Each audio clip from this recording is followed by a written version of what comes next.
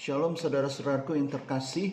Saya ingin mengajak kita semua untuk merenungkan yang terambil dari 1 Korintus 2 ayat yang pertama sampai 5. 1 Korintus 2 ayat yang pertama sampai ke 5. Dan saudara-saudara boleh membacanya, tetapi saya akan menjelaskan ayat per ayat dari 1 sampai ke 5 demikian. Ayat yang pertama, Paulus menekankan bahwa ketika ia datang ke Korintus untuk memberitakan Injil, ia tidak mengandalkan keahlian retorika atau kepandaian kata-kata. Ia tidak menggunakan teknik berbicara yang menarik atau argumentasi intelektual yang rumit untuk mempengaruhi jemaat Korintus. Sebaliknya, ia lebih fokus pada penyampaian pesan yang sederhana namun mendalam tentang Kristus. Jadi di sini Paulus mengatakan bahwa dia datang memberitakan Injil kepada jemaat Korintus itu tidak mengandalkan keahlian retorika atau cara-cara manusia menyampaikan berita Injil ini dengan cara-cara supaya menarik manusia, menarik yang mendengarkan atau menarik jemaat untuk percaya kepada Kristus. Ya, tetapi Paulus mengatakan bahwa fokusnya hanya pada Yesus Kristus dengan cara sederhana, secara umum, sederhana yang tentang Kristus yang diberitakan. Ya, jadi tidak menggunakan segala cara yang menarik atau dikatakan argumentasi intelektual yang rumit, tetapi dengan sederhana dia memberitakan Injil tentang yang harus digarisbawahi adalah Kristus dan yang menjadi kesaksian utama yaitu tentang Yesus Kristus. Jadi tidak ada kesaksian di luar daripada Yesus Kristus yang dilakukan oleh Paulus kecuali Yesus yang mati di atas kayu salib. Nah, ayat yang kedua, Paulus menyatakan bahwa dia hanya ingin mengetahui dan memberitakan Yesus Kristus dan penyalibannya. Ini menunjukkan bahwa inti dari pemberitaannya adalah kematian Kristus di atas kayu salib yang merupakan pusat dari keselamatan Kristen. Fokusnya adalah pada Kristus yang disalibkan sebagai kunci dari keselamatan dan hidup Kristen, bukan pada filsafat atau kebijaksanaan duniawi. Nah, di sini sangat jelas bahwa panggilan Paulus di dalam hal ini pada saat dia memberitakan Injil kepada jemaat Korintus, dia jelas bahwa penyaliban Kristus itu yang diberitakan, bukan tentang hal-hal yang lain, filsafat-filsafat dan hal yang lain yang kebijaksanaan duniawi, tetapi fokusnya adalah Kristus sebagai pusat daripada keselamatan Kristen.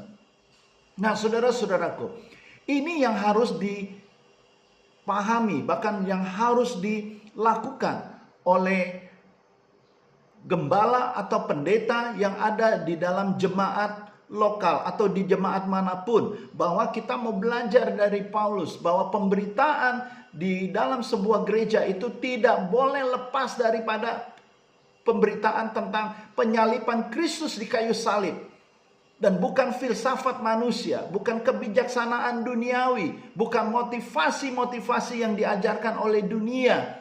Tetapi bagaimana kita bisa diselamatkan oleh Yesus Kristus yang sudah berkorban di atas kayu salib, yang mati demi manusia yang berdosa. Ini yang harus diberitakan setiap kali.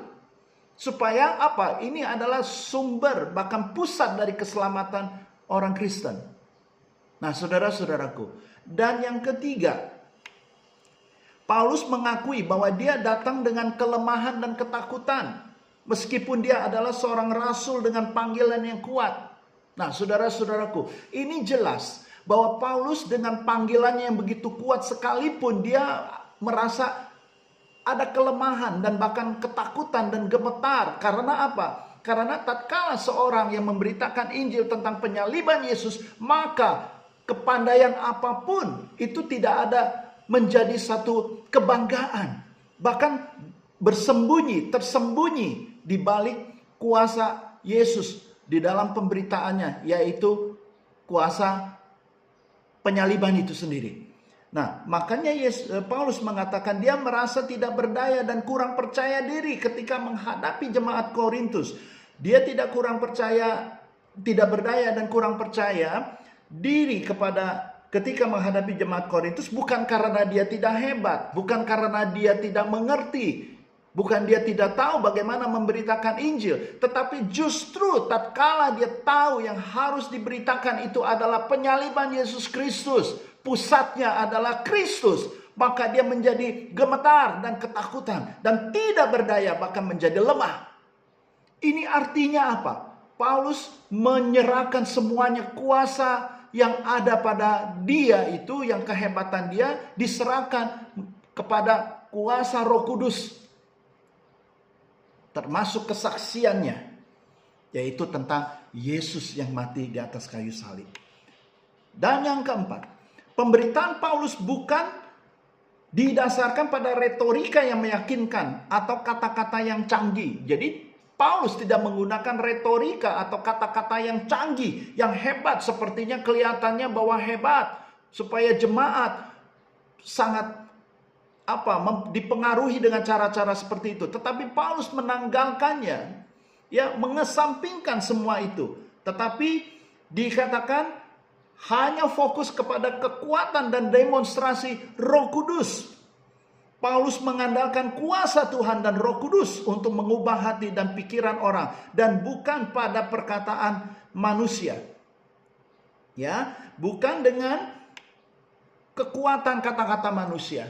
Nah, di sini saya mau katakan, saudara-saudaraku yang dikasihi Tuhan, seringkali kita mengedepankan cara-cara strategis bagaimana membawa jiwa-jiwa masuk ke dalam satu ruangan yang kita namakan gereja, tetapi kita lupa tatkala kita memikirkan itu begitu serius, begitu melelahkan, artinya kita sudah merendahkan kuasa Roh Kudus yang pada dasarnya adalah hanya Roh Kudus yang akan membawa jemaat atau jiwa-jiwa kepada orang yang memberitakan Injil itu. Jadi bukan kehebatan pemberita Injil, tetapi bagaimana kuasa Roh Kudus itu membawa jiwa-jiwa kepada pemberita Injil ini. Karena apa? Karena pemberita Injil ini menyerahkan semuanya kepada kekuatan Tuhan, kekuatan Roh Kudus, demonstrasi Roh Kudus yang diprioritaskan, yang dikedepankan.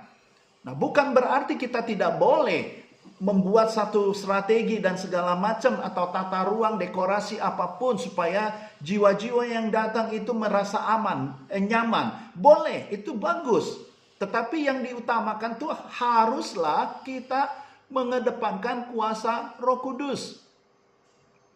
Jikalau kita tidak mampu untuk membuat gereja yang besar, nggak apa-apa yang kecil. Kalau kita belum bisa mampu membuat ruang gereja itu menjadi nyaman, misalkan AC-nya tidak ada atau alat musik tidak ada, apapun, tidak perlu khawatir. Karena Roh Kudus yang akan membawa jemaat itu masuk ke dalam ruangan yang kita sebut gereja, di mana pemberita Injil itu tidak menggunakan kata-kata manusia, hikmat manusia, atau filsafat atau kebijaksanaan duniawi, tetapi mengandalkan kuasa Roh Kudus. Bahkan pemberitaannya adalah pemberitaan penyaliban Yesus Kristus. Bahkan kesaksiannya juga adalah kesaksian daripada kuasa Tuhan. Ya, dan ayat kelima, tujuan dari pendekatan Paulus adalah agar iman jemaat Korintus tidak bergantung kepada kebijaksanaan manusia yang mungkin hanya sementara, tetapi pada kuasa Tuhan yang abadi, transformatif. Paulus ingin iman mereka kuat dan bertahan dalam kuasa Tuhan,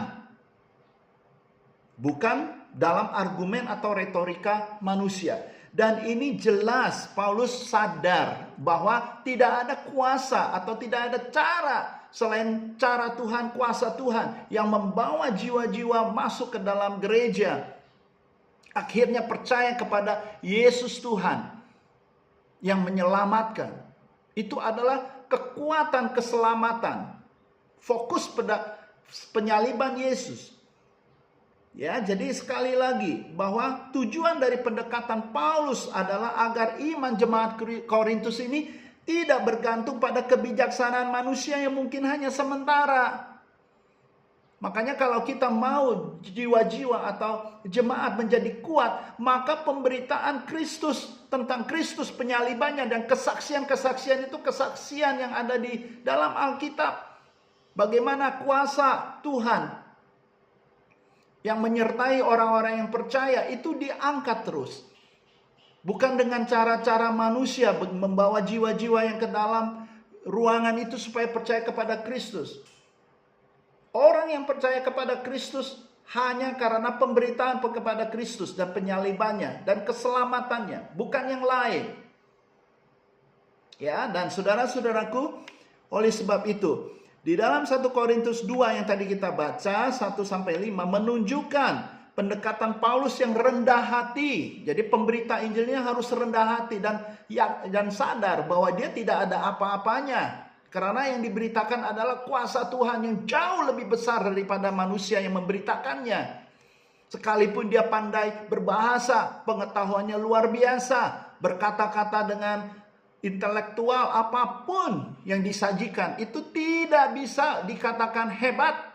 Justru Paulus rendah hati, bergantung sepenuhnya pada Tuhan dalam pelayanan pemberitaan Injil. Dia mengutamakan kesederhanaan dan kekuatan Roh Kudus. Jadi sederhana saja. Kita tidak perlu disibukkan, dipusingkan dengan gereja harus dibikin seperti apa. Ruangan yang tidak layak pun sekalipun kalau Tuhan izinkan untuk dibawa ke sana orang-orang yang belum percaya menjadi percaya karena pemberitaan Injil itu, yaitu fokusnya adalah Kristus dan keselamatan, maka tidak ada yang mustahil. Dibandingkan dengan gereja yang mungkin kelihatan mewah, tetapi pemberitaannya tidak terfokus kepada kesaksian Tuhan, tetapi yang ada kesaksian manusia yang tidak berdasarkan kebenaran. Dan yang diberitakan tidak berfokus pada Yesus Tuhan yang disalibkan, yang menjadi juru selamat kita, yang mengorbankan diri supaya kita yang berdosa menjadi tidak berdosa. Ya, sekali lagi pesannya menekankan pentingnya iman yang dibangun di atas kuasa Tuhan, bukan pada kebijaksanaan atau keterampilan manusia. Boleh kita berterampil, boleh kita pintar berbahasa, berkata-kata, boleh kita pengetahuannya dalam, boleh kita punya titel yang luar biasa di dalam teologia.